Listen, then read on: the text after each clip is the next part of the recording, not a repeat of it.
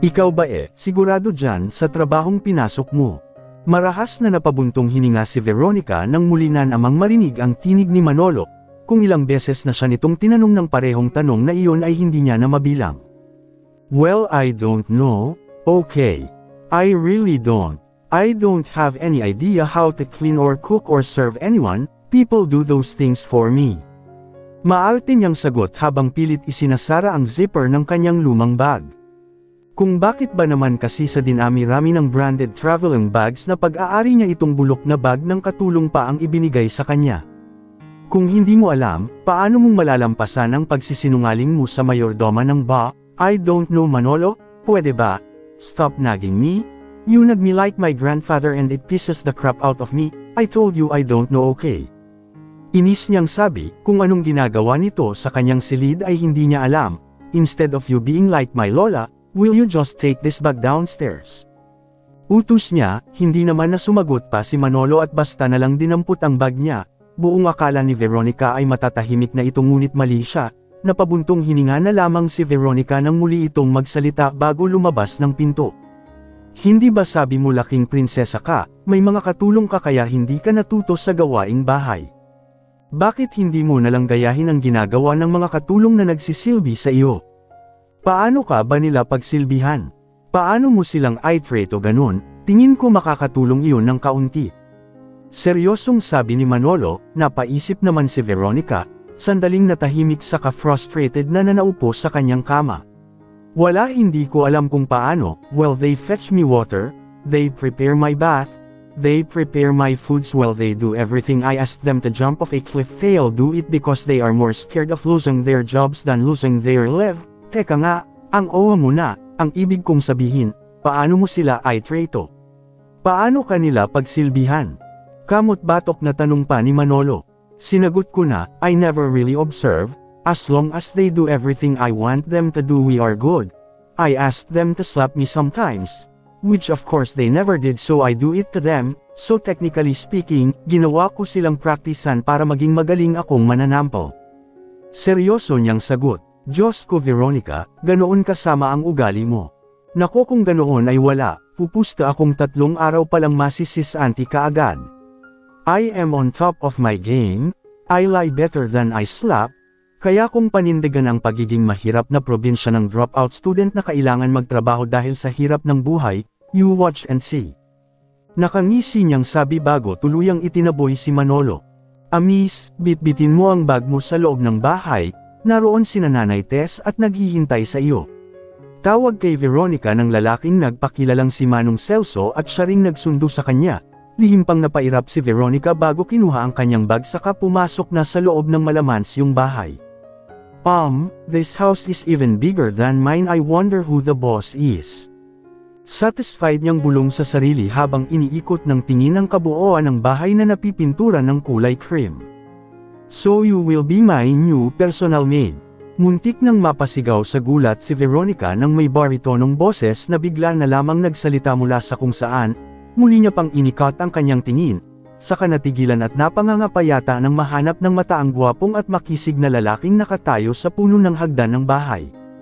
Ulala, he looks so hot, handsome and young, he's the boss.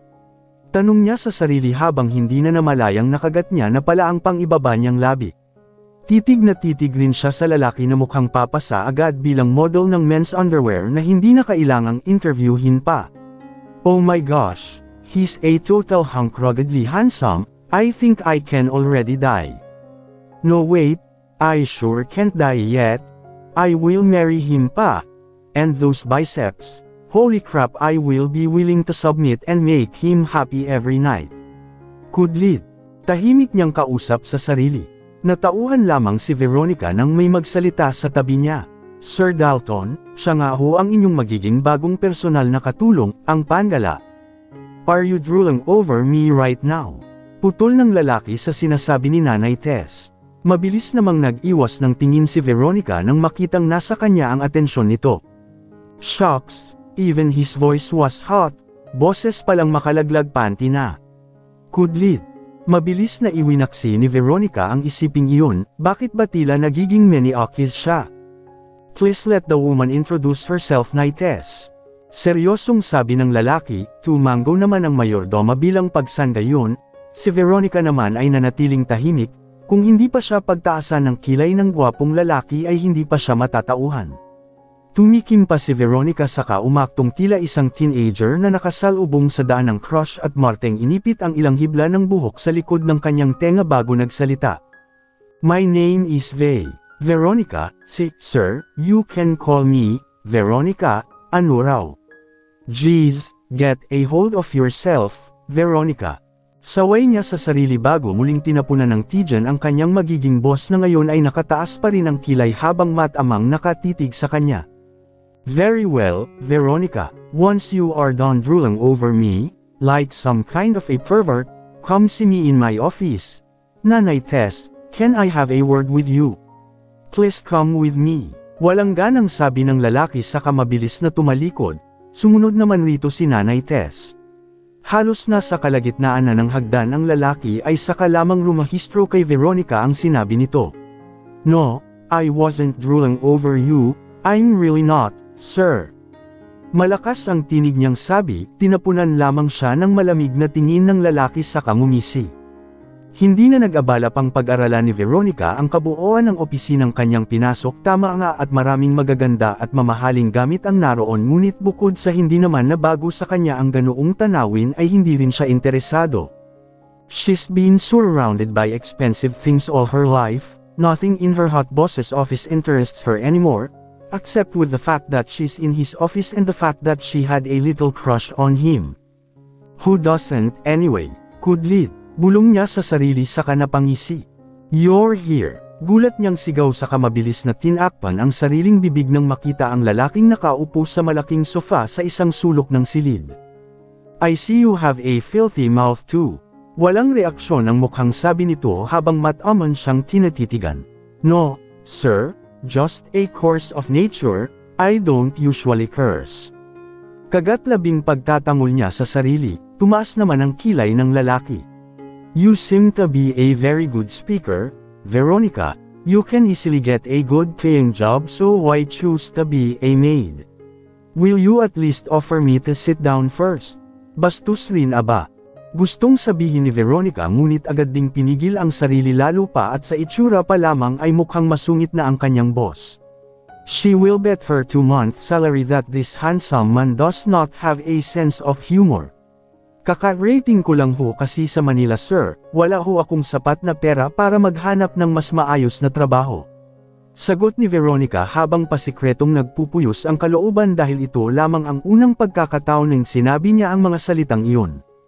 Walang pera, when she used to have thousands of bills in her wallet before. Nanay Tess mentioned that you were a college student, let's see, if you are good with your job I can send you back to school. Walang reaksyon paring sabi nito, lihim namang napangiti si Veronica. Paano nga ba niyang sasabihing ayaw niya ng mag-aral kaya't pinilit na siya ng kanyang lolo Armando na mag-umpisa ng mag-training sa sarili niyang kumpanya. Thank you, sir, sabi ni Veronica, tumango naman ang gwapong lalaki. Very well, it is almost dinner, you can see Nanay Tess. She will help you settle in. Bukas na natin pag-usapan ang magiging trabaho mo bilang katulong ko, for the meantime, you take a rest. Makakaalis ka na. Gee, does this man even know how to smile? Muli pang bulong sa sarili ni Veronica, saka tinitigan ng gawapong mukha nito maya-maya pa ay agad nanlaki ang kanyang mga mata nang makilala ang lalaki. Dalton Ezekiel Carter, wala sa sariling sabi ni Veronica dahilan upang malay-patmal ang atensyon sa kanya ng lalaki. Yes, that is me, do you know who I am? Kunot noong tanong nito, sino ba naman sa mga miyembro ng alta sosyedad ang hindi makakakilala rito? He's the 30-year-old successful businessman, the youngest multi-billionaire. No, sir, nabanggit po ni Nanay Tess ang pangalan niyo kahapon. Pagsisinungaling ni Veronica, tila nakumbinsi naman ito sa sagot niya. Alis na po ako, sir. Sabi niya saka tumalikod, palabas pa lamang sana siya sa opisina nito nang muli siya nitong tawagin. Iniwan ito ni Nanay Tess kanina, this will be your uniform. Sabi nito saka inabot sa kanya ang isang kulay dark blue na maid's dress, hindi niya man tignan ay alam niyang magmumukha siyang si Miss Minchin kapag isinuot niya iyon. Veronica hid the disgust in her expression as she accepted the uniform. My uniform. Christ, looks like someone died in this. Nakangiwi niyang sabi, bakit nga ba hindi niya naisip na bilang katulong ay magsusuot rin siya ng uniform na pangkatulong. Uniforming minsan niya nang ginawang katatawanan sa tuwinang mapagtitry pa niyang makipaglaro ng dress-up sa kanyang mga taga-silbi noon, tapos ngayon ay biglang siya naman ang magsusuot. Who would have thought? Yes, may problema ba? Halos magsalubong ang makapal na kilay na tanong ng kanyang boss, mabilis naman siyang umiling bilang sagot. Wala ho, just the design of this uniform. Wala sa sarili at marteng sabi ni Veronica dahilan upang lalong magsalubong ang kilay ng kanyang boss. Did you choose the design of this, sir? I mean no offense, but even Jesus wouldn't cut dead in half with this stuff. Sabi niya pa, well, would you rather stay naked then, Veronica? Because trust me, I will like it even better. Hindi malaman ni Veronica kung ilang beses niya nang sinubukang ibaon ang ulo sa malambot na una na kanyang yakap, kaunti na lamang din ay masisigawan niya ang kung sino mang kumakatok at istorbo sa kanyang pagtulog. Ang ingay, inis niyang sabi sa kalalo pang ibinaon ng ulo sa unan, pilit niya ring tinakpan ng tenga sa pagbabaka sakaling sa pamamagitan yun ay mabawasan kahit paano ang ingay ng mga katok. Sandali pang napangiti si Veronica nang tumigil na rin sa wakas ang mga pagkatok, pabalik pa lamang sana siya sa pagtulog nang bigla na lamang may kung sinong bastos na humablat sa unan niyang yakap, dahil sa matinding gulat ay mabilis siyang napaupo sa kama sa kasinaman ng tingin ng istorbo. Masamang tingin na agad ring napalitan ng pilit ng ngiti nang makitang ang seryoso at inis na mukha ni Ezekiel Dalton Carter ang bumungad sa kanya. Good morning. Nahihiya niyang sabi, sinaman naman siya lalo ng tingin nito bago sinulyapan ang orasang nakasabit sa isang sulok ng napakaliit niyang silid. Tingin niya pa nga ay mas malaki pa ang banyo niya sa bahay kaysa rito, gustuhin niya mang magreklamo ay hindi niya magawa, lalo pa at sa tingin niya ay dapat pa siyang magpasalamat na hindi sa maid's quarter ang ibinigay sa kanyang silid tulugan kung hindi ang maliit na stock room sa pinakadulo ng bahay kung saan malapit sa silid ng kanyang boss. Speaking of boss. Muli pang nagpilit ng ngiti si Veronica sa tila galit na galit niyang boss, palaipat-lipat rin ang masama nitong tingin sa orasan at sa kanya. Good morning. Do you have any freaking idea what time it is now? Galit na sabi nito, tiningnan niyo na ho ng paulit-ulit ang oras, bakit niyo pa po ba tinatanong sa akin? Hindi po ba kayo marunong magbasa ng analog clock? Pilosopo niyang tanong sa kapiniling huwag ng pansinin ang inis na reaksyon ng kanyang amo sa halip ay ibinaling na lamang ang tingin sa orasan. O ayan ho, alas 8 pa lang po ng umaga, remember the three hands of the clock, know which hand represents time. The short hand for hour, long for min. Shut the hell up, I am not stupid, I know how to tell time, Veronica. Indeed it is already 8 in the morning, ngayon sabihin mo sa akin, matinong gising ba ng katulong iyan? Halos pasigaw ng sabi ng kanyang amo, muli pang napangiwi si Veronica sa kasisigat pa sana nang pigilan na siya nito. Kung mamimilosopo ka lang na naman, then just shut the hell up and just fix yourself then prepare me some breakfast. Damn, bakit ba katulong ang napili mong pag-applyan ng trabaho gayong mukhang saksakan ka naman ng batugan? Inis na sabi nito na hindi naman nagustuhan ni Veronica. Na late lang sa first day, batugan na agad sir. Oo nakikilos na, umalis ka na ho rito at mag-aayos na ako para po magluto ng almusal mo. Masama ang tinging sabi ni Veronica sa lalaki na tila hindi makapaniwalang nakuha niya itong sagot-sagutin dahil sa halip na umalis na nga gaya ng sinabi niya ay nanatili lamang itong nakatayo habang masamang-masama pa rin ang tingin sa kanya. Ayaw niyo pa po umalis? Nakangiwing tanong pa ni Veronica, ngunit wala pa rin itong sagot. Dahil sa inis ay mabilis siyang kumilos pababa sa maliit niyang kama, walang pakialam na isang sobrang nipos na kulay puting sando lamang ang kanyang suot na kita na yata halos ang kanyang dibdib maging sa suot niyang kulay red na lace panties. Ang kanyang itsura naman ang naging dahilan ng tila mabilisang pagkabalisan ni Dalton, agad itong nag-iwas ng tingin sa kanya at ang orasan na lamang na piniling tignan. Pilya namang napahagalpak ng tawa si Veronica, saka naiiling na lamang itong tinalikuran. Ayan, na pala, ang sanggit kasi. Bulong niya pa, kinuha namang pagkakataon ng kanyang boss iyon upang magmadaling lumabas mula sa kanyang silid. Nasaan ang iba? Takang tanong sa sarili ni Veronica pagpasok pa lamang sa kusina at walang kahit na sino man lang siyang nakita. The maids are enjoying their day offs. Nanay Tess and the others went to the church. They will be back maybe after lunch. You are alone now, so move, make breakfast. I would like a French toast and coffee, no creamer or sugar, just black coffee. Walang reaksyon ang mukhang utos sa kanya ni Dalton na bigla na naman lang sumulpot mula sa kung saan. Hindi naman na ito pinansin ni Veronica at inilibot na lamang ang tingin sa kabuoan ng malaking kusina. Lihim pa siyang napalunok sabay ang mahinang pagmumura ng mapagtantong hindi niya alam ang gagawin, kung saan mag-uumpisa at lalo na kung anong lulutuin. Paano? Kudlit? Tanong niya sa sarili bago dahan-daang kumilos palapit sa napakalaking ref at binuksan ang pinto niyon. Kung ilang minuto na siyang nakatanga sa harap ng nakabukas na ref, hindi alam ni Veronica, kamantek pa siyang mapatalo nang muli na naman siyang sigawan ng nangungunsumi ng si Dalton. Mabilis siyang napalingon rito at napangiwi ng makitang masamang-masama na naman ang tingin nito sa kanya. Do you even have any idea what a damn French toast is? Tanong nito. Yes, of course I do, sir. Mabilis niyang sagot dahilan para lalo lamang tumaas ang makapal na kilay ng kanyang boss. Then what the hell are you doing there? Nagpapalamig. Gusto mo dyan na sa loob ng ref tumira? Bakas ang inis sa tinig na tanong nito sa kanya, sandali namang napangisi si Veronica sa kanyang boss bago sumagot. Actually that is a good idea, pwede ba? Piloso niyang sagot dahilan para lalo pang sumama ang tingin sa kanya ni Dalton. Walang mararating iyang pamimilosopo mo, Veronica.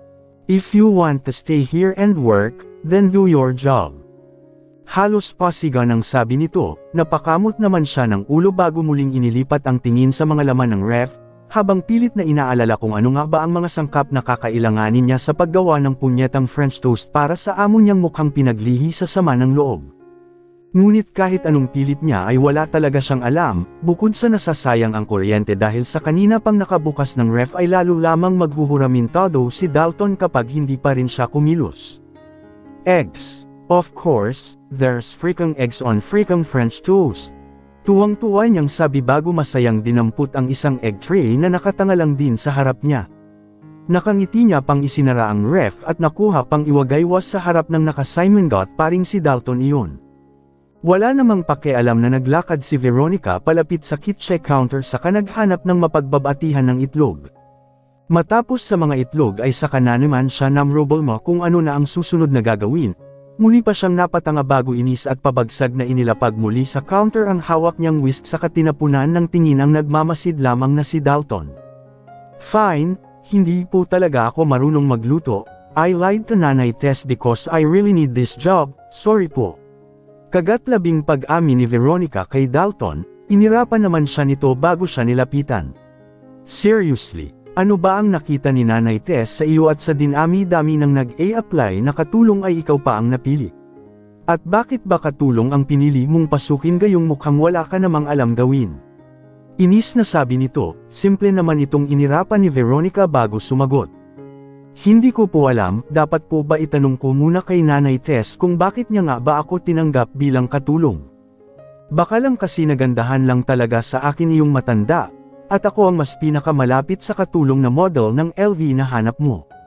Mahaba at pilosopo niyang sagot, lalo pang sumama ang timpla ng mukha ni Dalton. Pinili namang huwag pansinin iyon ni Veronica, sa halip ay muling binati ang mga itlog. She knew any minute now, Dalton will already tell her the most hated words of every employee.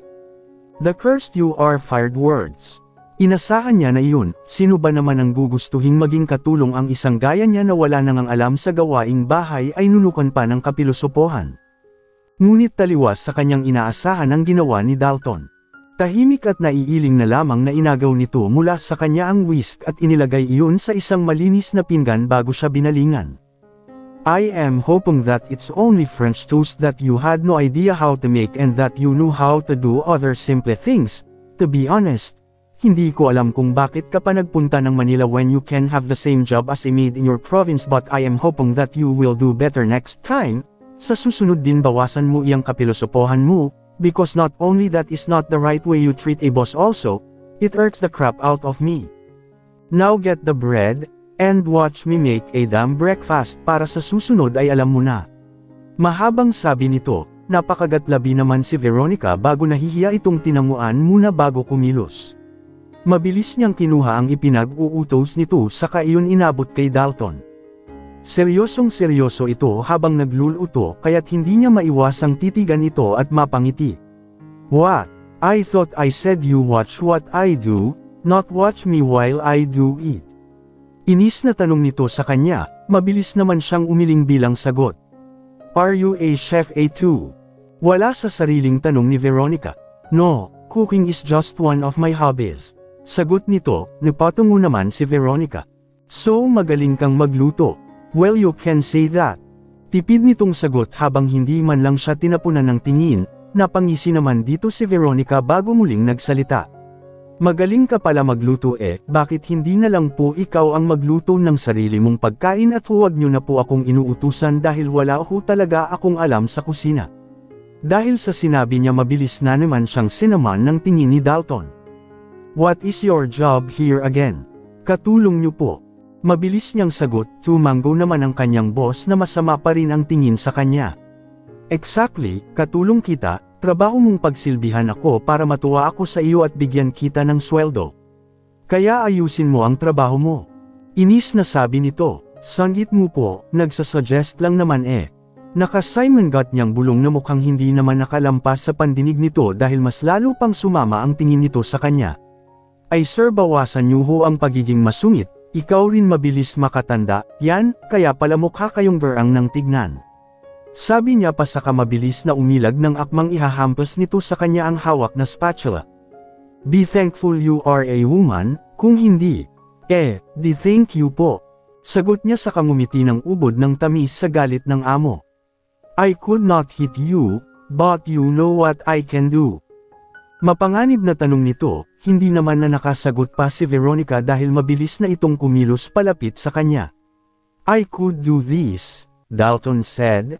And the next thing she knew, sakop na ng labi nito ang mga labi niya. 30 minutes. It's already been 30 minutes since the freaking kiss but it felt like it's just a few seconds ago for Veronica. 30 minutos na ang nakalipas nang halikan siya ng pesteng si Dalton, halos ubos na rin ito ang almusal nito at heto siya't mukha pa ring nakakita ng multo. Veronica. Halos pasigaw ng tawag sa kanya ni Dalton, napatalon pa siya dahil sa gulat bago mabilis itong nilingon. Po, sagot niya, saka napakagatlabi nang makitang masama ang tingin nito sa kanya. Will you stop spacing out? Nawawala ka sa focus, ilang beses na kitang tinawag na katanga ka pa rin. Inis nitong sabi, pasimple namang napairap rito si Veronica. Sorry, kasalanan mo naman kung bakit ako nag-I-space out sir Halos pabulong niyang sabi bago lumapit sa breakfast table nito.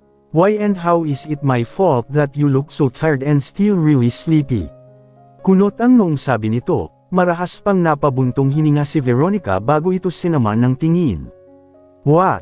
Her boss snapped at her making her stump her feet. Kasi naman sir bakit mo ba kasi ginawa iyon?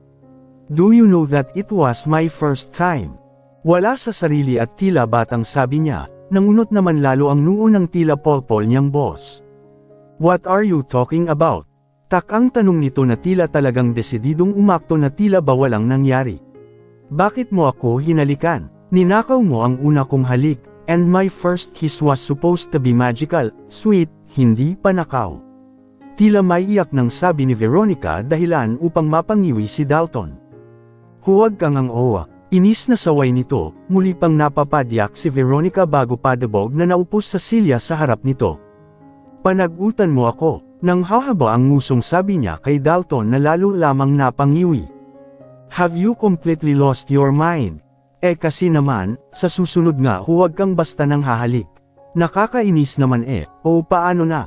Sinira mo na ang dream kong first kiss. Masama ang tingin niyang sabi kay Dalton, sandali naman itong natahimik habang nakangiwi pa ring nakatitig sa kanya. Maya-maya pa ay bigla na lamang itong humagalpak ng tawa. Si Veronica naman tuloy ang napangiwi rito. Okay ka lang ba Sir Dalton? Hindi ho ba masarap ang niluto niyong French toast kaya ka nabaliw na? Pilosopo niyang tanong, mabilis namang tumigil sa pagtawa ang kanyang boss bago umayos ng upo, nakuha pa nitong. Tumikim saka umaktong tila walang nangyari. How old are you again? Tanong nito, sandali namang nangunot ang noo ni Veronica bago sumagot. 20 po, bakit po? Mukha po ba akong fetus? Pilosonoy ang tanong dahilan upang muli na naman siyang sama ng tingin nito. Ang sanggit, akala mo naman hindi umaktong parang baliw kanina. Pabulong niyang sabi saka ito pasipleng inismiran. No, you do not look like a fetus, you look like a beautiful young woman who acts like a fetus. You are 20 and you are still dreaming of a magical first kiss like you were some kind of a high schooler. Nilang nasabi nito, FYI, first kiss is supposed to be magical, and it is not my fault that you kissed me. And it is not my fault that I find that kiss a big deal, because aside from the fact that you are my boss and you just can't do that, you had no reason to kiss me too. Kaya I say that kiss was a really big deal, and thank you by the way for saying I am pretty. Mahaba niyang pagmamagtol pa, napailing na lamang naman sa kanya si Dalton bago nagsalita. Fine, it was a big deal and I am sorry I did not mean to. You are right, what happened earlier is a mistake. I was just pissed and a bit of carried away. I say we both just pretend that it never happened. Never happened. Seriously. Nakangiwi niyang reklamo dahilan para muli na naman siya nitong suma ng tingin. That kiss already happened, Veronica. Whatever the hell do you want me to do? Kiss you again and that will give you back your stupid magical first kiss. Inis na sabi ni Dalton. Natahimik naman si Veronica, maya-maya pa ay unti-unti ring napangisi. Actually, mukha ngang magandang ideya iyang sinabi mo sir, try mo nga ibalik, bilis. Pamimilosopo na naman ni Veronica sa halatang hindi na natutuwang si Dalton. Nakuha niya pang pumikit ang ngumuso bago umusag palapit rito, ngunit agad rin siyang napamulat at napasimangot ng pilikin siya nito sa noo. Ouch naman! Ano ba, yan, pwede naman kasing umayaw na lang kailangan pang manakit. Nakanguso niyang reklamo saka agad ring inayos ang sarili ng suman siya nito ng tingin. I had enough of your silliness and nonsense jokes, fix all this and come see me in my office. Seryosong sabi nito bago siya iniwan. Come see me in my office. Tila nag-echo sa tenga ni Veronica ang sinabi nito sabay ang pagsakop ng kaba sa kanyang sistema kasama ang tanong na. Am I freaking fired? Hindi alam ni Veronica kung gaano katagal na siyang nakatayo sa tapat ng pinto ng opisina ni Dalton Carter, ang tanging alam niya lamang ay ayaw niyang kumatok doon. Bukod kasi sa hindi niya alam kung anong paliwanag pa ang sasabihin niya rito oras na magtanong ito kung sino nga ba talaga siya ay malakas rin ang kutob niyang si Sesantehin na talaga siya nito. Kung bakit ba naman kasi sa dami ng masamang ugaling meron siya ang kaartehan at kitabilan pa ang hindi niya makuhang alisin. I know you are standing by the door, just get in already. Halos mapasigaw sa gulat si Veronica dahil sa malakas na sigaw ni Dalton mula sa loob ng opisina nito. Mabilis ding umikot ang tingin niya at pilit na naghanap ng dahilan kung paano nitong nalaman. Sandali niyang sinipat-sipat maging ang bawat sulok ng pintong gawa sa mamahaling kahoy saka nangunot ang noo nang wala naman siyang nakitang peephole roon. Paano niya nalamang nandito na ako? Lucky guess o malakas lang talaga ang karisma ko. Get a hold of yourself Veronica, there is a freaking CCTV above your head, I can see you. Muli pang napatalon si Veronica sa gulat nang marinig na naman ang malakas na sigaw ng masungit niyang boss. Nakuha niya pang tumangala at napakamot na lamang sa batok nang makitang may isang maliit na kamera nga roon. Nagpilit pa siya ng ngiti doon na naging ngiwi lang rin sa huli bago niya pinahihit ang Sir Adora. Hi! Pabulong niyang pagbati sa masungit na si Dalton. Nakuha niya pa itong pasikretong irepan nang makita ang nakasimangot nitong itsura, halos magdikit na kasi ang makakapal nitong kilay maging ang nguso nito ay halos magpantay sa matangos nitong ilong. How on earth does he still look like a freaking Greek god even with that kind of expression? Kudlit. Veronica whispered to herself and forced to meet his gaze. Gusto niyo raw po akong makita, sir. Kagatlabi at magalang na sabi ni Veronica. For a few seconds, she wanted hit herself, even being kind she find it too weird. She's not used to it, and she hates it that she had no choice but to act nice now. Veronica's kind gesture made Dalton's eyebrow crease. Ang galang mo yata, you are done with your first kiss drama. Mapang-asar na sabi nito, mabilis namang napanguso rito si Veronica sa katipid na umiling. Not done yet? Still you stole my first kiss and I am not fine with it sir, but I think it is best if we will just keep what happened to us in the kitchen for ourselves. Tama po kayo, kunwari na lang na hindi po yun nangyari, bukod doon sa tingin ko ay hindi maganda kung malalaman ng iba pang kapwa kung katulong ang tungkol doon. Malaki ang ngiting sagot ni Veronica, she knew she was way too kind now and such action is giving her itch all over. Okay. And why are you acting so nice? Taas ang kilay na sabi nito. Ay bawal ho ba? Hindi nyo naman sinabi agad, mas prefer nyo po pala na pilosopo ako. Nakangiwi niyang sabi, nangunot naman ang noo ng kanyang boss.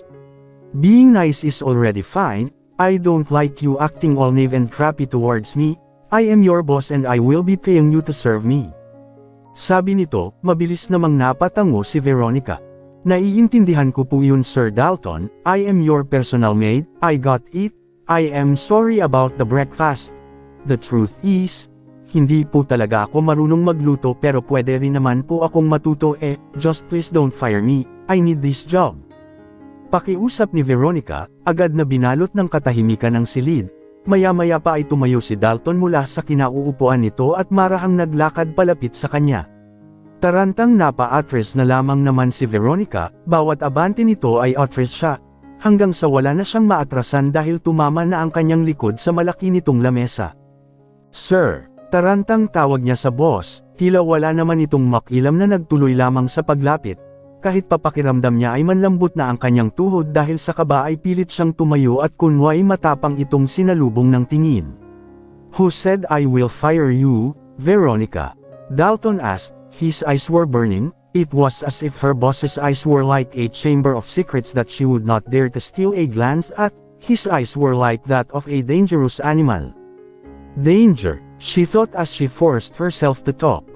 Kung hindi niyo po ako sisisantehin dahil sa kapalpakan ko sa pagluluto ng breakfast at dahil sa halik na ikaw naman ang nag-initiate, bakit niyo po ako pinapunta rito? Payutol at mahaba niyang tanong sa kamarlang napapikit ng inisang hakbang na lamang nito ang maliit nilang pagitan. Moments later, Dalton was already inches away from her, she could almost smell the masculine scent from the pores of his skin. Such smell was heaven to her nose. Ang sarap lamang anoyin, sing-oteng ng todo hanggang sa tuluyang mawala sa balat nito. Gaano nga kaya kasarap ang gumising sa umaga na ang amoy agad nito ang unang babati sa sense of smell niya. At bakit na naman kaya tila namamanyak na naman siya? Natauhan lamang si Veronica nang marinig ang mahinang tawa nito bago siya pitikin na naman sa noo. I called you here to give you this. Sabi nito saka inabot sa kanya ang isang paper bag kasama ang isang puting sobra. You opened the bag later when you left. I want you to wear that starting tomorrow. And the envelope was a small amount of money. Baka may mga personal na gamit ka pang kailangan. I want you to get everything you need. Starting tomorrow you will be working to me as my maid katulad ng inaplayan mo, and once you do you will no longer have rooms for playing like what you did earlier. I don't like mistakes so I need you to learn everything you need to learn, am I understood? Maahabang litanya nito, tanging pagtango na lamang naman ang nasagot ni Veronica saka muling napatingala rito nang muli itong magsalita. And one more thing, I wanted to return you something. Return me something. Ano po? Hindi na natapos ni Veronica ang sasabihin ng katukad kanina ay bigla na naman siya nitong halikan.